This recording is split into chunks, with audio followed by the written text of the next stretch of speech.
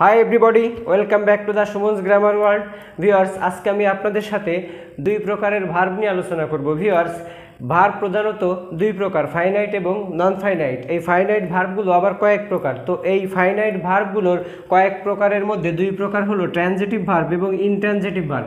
Viewers, transitive ভার্বকে বাংলায় বলে সকর্মক্রিয়া, অর্থাৎ যার কর্ম থাকে, অর্থাৎ যার অবজেক্ট থাকে তাকেই ট্রানজিটিভ ভার্ব বলা হয়।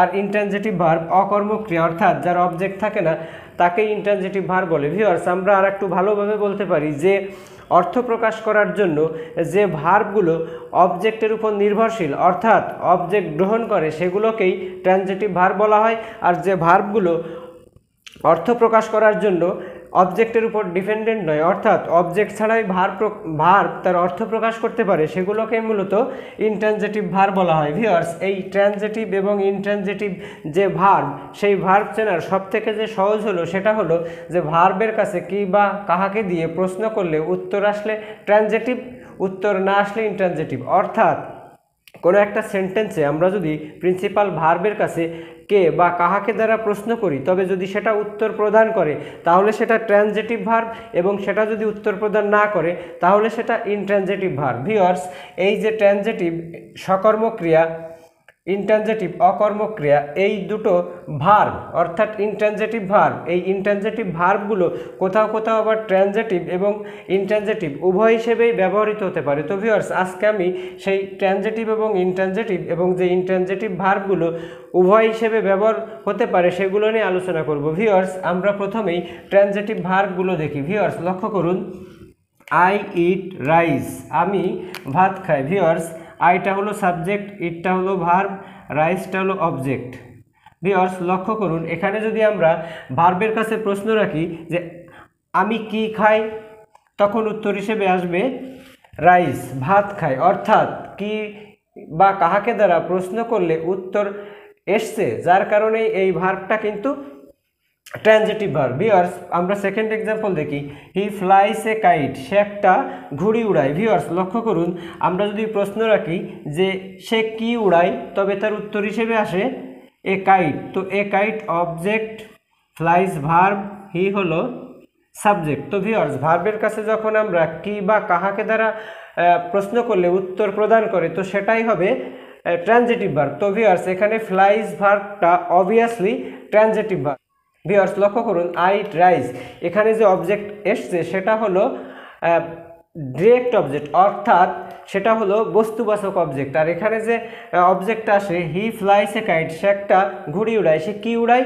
ঘুড়ি উড়ায়। তো ভিউয়ার্স, এখানেও কিন্তু একটা ডিরেক্ট অবজেক্ট এসছে। ভিউয়ার্স, আমরা থার্ড এক্সাম্পল দেখি, শি লাইকস মি, সে আমাকে পছন্দ করে। Viewers, she subject, like verb, me object. Viewers, যদি আমরা এখানে প্রশ্ন করি সে কাকে পছন্দ করে, তো উত্তর হিসেবে আসে মি, অর্থাৎ সে আমাকে পছন্দ করে। তো ভিউয়ার্স, এখানে মি কিন্তু ইনডিরেক্ট অবজেক্ট বা ব্যক্তিবাচক অবজেক্ট। ভিউয়ার্স, এখানে রাইস এবং কাইট এই দুটোই ছিল বস্তুবাচক অবজেক্ট। বস্তুবাচক অবজেক্টকে বলা হয় ডিরেক্ট অবজেক্ট, আর ব্যক্তিবাচক অবজেক্টকে বলা হয় ইনডিরেক্ট অবজেক্ট। তো ভিউয়ার্স, যেহেতু এখানে লাইক, সে কাকে পছন্দ করে, উত্তর হিসেবে আসে আমাকে, অবভিয়াসলি এই ভার্বটাও ট্রানজিটিভ ভার্ব। ভিউয়ার্স, আমরা ট্রানজিটিভ ভার্বের শেষ এক্সাম্পল দেখব, Rio wrote a letter, Rio একটা চিঠি লিখেছিল। ভিউয়ার্স, লক্ষ্য করুন, Rio subject, wrote a letter,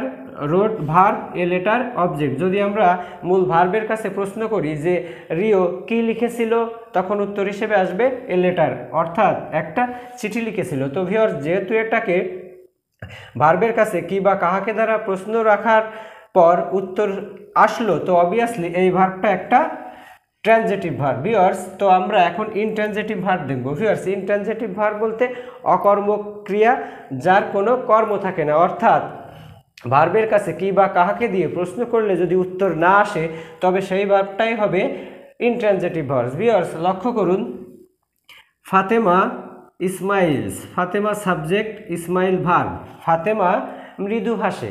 viewers, আপনারা লক্ষ্য করুন, যদি আমরা এখানে প্রশ্ন করি যে ইসমাইল হাসে, কি হাসে বা কাকে হাসে, তাহলে উত্তর হিসেবে ভিউয়ার্স কিছুই আসে না। আর উত্তর হিসেবে যেহেতু কিছুই আসে না, তো অবভিয়াসলি এই ইসমাইলস ভার্বটা এখানে ইনট্রানজিটিভ ভার্ব।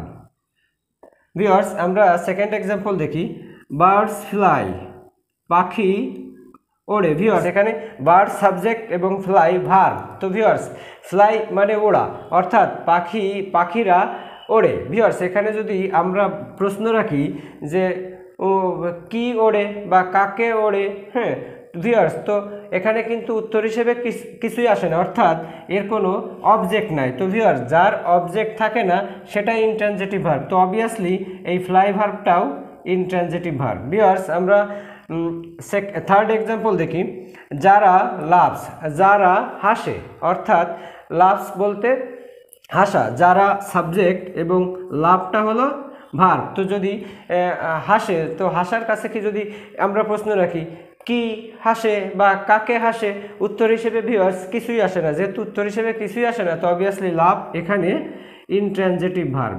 ভিউয়ার এখানে আমি কিছু ইনট্রানজিটিভ ভার্ব লিখে রেখেছি, আপনারা চাইলে এটার স্ক্রিনশট দিয়ে রাখতে পারেন।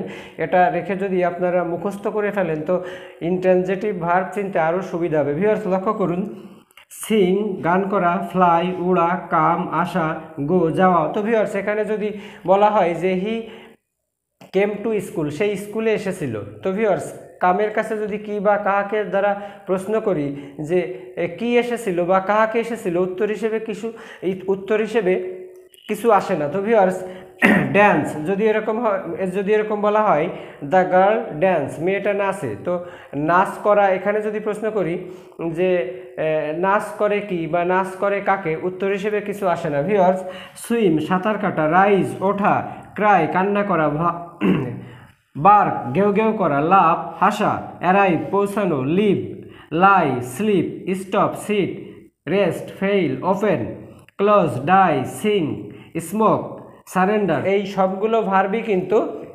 ইনট্রানজিটিভ ভার্ব, অর্থাৎ তাদের সচরাচর অবজেক্ট থাকে না, তবে কখনো কখনো তাদের আবার অবজেক্ট আসতেও পারে। তো যখন এদের পরে অবজেক্ট আসবে অবভিয়াসলি তখন এরা ট্রানজিটিভ ভার্ব হিসেবে ব্যবহৃত হবে। তো ভিউয়ার্স আমরা এখন দেখব যে কোন ভার্বগুলো ট্রানজিটিভ এবং ইনট্রানজিটিভ উভয় ক্ষেত্রেই ব্যবহার হতে পারে। ভিউয়ার্স লক্ষ্য করুন, she subject, sings verb, a song object. Viewers লক্ষ্য করুন, শি সিংস এ সং, সে একটা গান করে। ভিউয়ার্স আমরা এখানে দেখব যে সিং মানে গান করা। তো সিম্পলি যদি এরকম থাকতো শি সিংস, সে গায়, যদি তার অবজেক্ট না থাকতো তো অবভিয়াসলি সেটা ইনট্রানজিটিভ ভার্ব হতো। ভিউয়ার্স যেহেতু এখানে এ সং অবজেক্ট, অর্থাৎ যদি এই সিংয়ের কাছে প্রশ্ন করা হয় সে কি গায় বা সে কি করে, তখন উত্তর হিসেবে আসবে এ সং, সে একটা গান করে। তো অবভিয়াসলি ভিউয়ার্স এটা এখানে ট্রানজিটিভ ভার্ব হিসেবে বসলো। ভিউয়ার্স লক্ষ্য করুন, we should not love at the poor, আমাদের গরিবদের দেখে হাসা উচিত নয়। ভিউয়ার্স লক্ষ্য করুন, লাভ কিন্তু একটা ইনট্রানজিটিভ ভার্ব, লক্ষ্য করুন, যারা লাভস অর্থাৎ যারা হাসে, তো এখানে কোনো অবজেক্ট না থাকার কারণে এটা কিন্তু ইনট্রানজিটিভ ভার্ব ছিল। কিন্তু লক্ষ্য করুন যে we should not love at the poor, অর্থাৎ আমাদের কাহাদের প্রতি হাসা উচিত নয় বা কাহাদের প্রতি বিদ্রুপ করা উচিত নয়, তখন উত্তর হিসেবে আসবে দ্য পোর। তো এই লাভের যেহেতু অবজেক্ট দ্য পোর এসছে, তো অবভিয়াসলি এখানে এই লাভটা কিন্তু ভিউয়ার্স একটা ট্রানজিটিভ ভার্ব। ভিউয়ার্স এখানে লক্ষ্য করুন, Rio slept a sound sleep. Viewers sleep ভার্বটা যদিও আমরা এখানে দেখেছিলাম যে স্লিপ ভার্ব একটা ইনট্রানজিটিভ ভার্ব, তবে এই স্লিপ ভার্বের পরেই এ সাউন্ড স্লিপ, এই সাউন্ড স্লিপটা এসে মোটামুটি এই স্লিপড ভার্বটা ট্রানজিটিভ ভার্ব রূপ নিল। তো ভিউয়ার্স এই ছিল আপনার ট্রানজিটিভ এবং ইনট্রানজিটিভের ভার্বের আলোচনা, অর্থাৎ ট্রানজিটিভ ভার্ব হলো সকর্মক ক্রিয়া যার অবজেক্ট থাকে, ইনট্রানজিটিভ ভার্ব হলো অকর্মক ক্রিয়া যার অবজেক্ট থাকে না। ভিউয়ার্স ভার্বের কাছে কি বা কাহাকে দিয়ে প্রশ্ন করলে উত্তর যদি আসে তাহলে সেটা ট্রানজিটিভ, আর উত্তর যদি না আসে তাহলে সেটা ইনট্রানজিটিভ। ভিউয়ার্স এই ইনট্রানজিটিভ ভার্বগুলোও আবার ট্রানজিটিভ হিসেবে ব্যবহৃত হতে পারে। যদি এই ইনট্রানজিটিভ ভার্বগুলোর পরে অবজেক্ট আসে তো অবশ্যই সেটা ট্রানজিটিভ ভার্ব হিসেবে ব্যবহার হতে পারে। তো ভিউয়ার্স এই ছিল আমাদের ট্রানজিটিভ ইনট্রানজিটিভের আলোচনা।